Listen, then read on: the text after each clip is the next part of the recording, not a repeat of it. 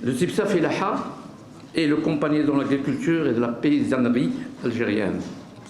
Nous avons accompagné durant ces longues années les éleveurs et les agriculteurs afin de répondre à leurs attentes et besoins du moment.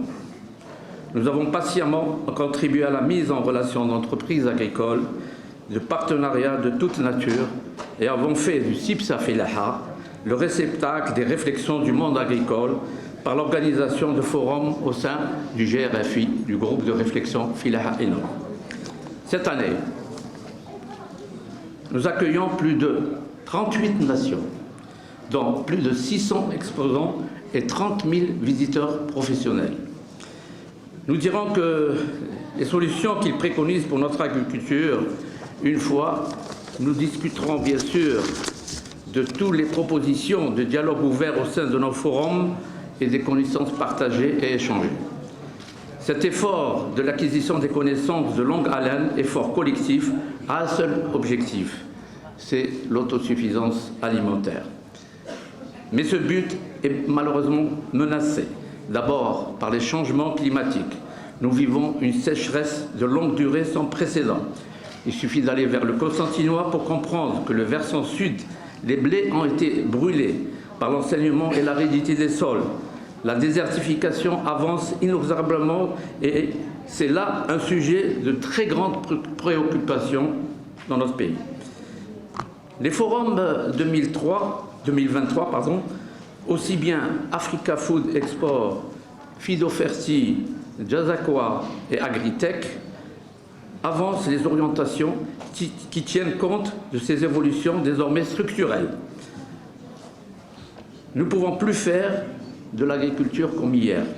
Il s'agit d'interroger les sciences et les technologies, même aussi les sols et les sous-sols, notre approche de l'irrigation et, devrais-je dire, l'humidification des sols, afin d'inventer l'agriculture et la résilience climatique.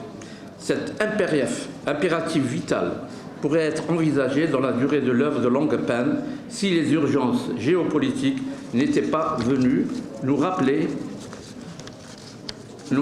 l'ordre immédiat d'une géopolitique de la crise dont les effets se mondialisent rapidement. Et là, il faut mentionner le conflit, par exemple, du Soudan, véritable grenier alimentaire du monde arabe et africain, et qui voit ses forces dilapidées dans les voies irresponsables. Peu de médias nous parlent du Soudan sous l'angle de la crise alimentaire, alors que le conflit russo-ukrainien n'est abordé que sous cet aspect précisément. Décidément, il nous faudra revisiter les questionnements des sciences agronomiques, mais également le sens des interrogations sélectives de la géopolitique des intérêts implacables des grandes puissances. Et dès 1974, l'Algérie a entrepris une innovation formidable, celle du barrage vert, avec toutes les insuffisances qui sont les siennes, mais avec une immense qualité, celle de l'audace de faire autrement. Le développement de l'agriculture saharienne possède dans ses gènes ce sens de l'audace d'hier. Cependant, instruits de nos expériences passées, nous devons prendre soin de réaliser cette agriculture du Sahara en nous appuyant sur des sciences agronomiques nouvelles qui tiennent plus que jamais compte des phénomènes de désertification. Mais pas forcément seuls, parce que nous sommes tenus à le faire ensemble. Et d'abord avec les pays qui sont dans notre voisinage géopolitique, de l'Algérie à Lagos par exemple, en passant par Dakar, Nouakchott, Tripoli, Bamako. L'ère de la coprospérité que nous souhaitons ardemment doit d'abord être alimentaire et énergétique et se réaliser entre nos nations afin que le mil du Mali ensemence les terres algériennes et que nos palmiers s'offrent généreusement aux contrées désertiques du nord, du Nigeria et le blé dur algérien des terres fertiles du fleuve du Sénégal. Il est impératif d'échanger nos expériences agricoles mais aussi énergétiques et en tirer chacun pour ce qui concerne le meilleur.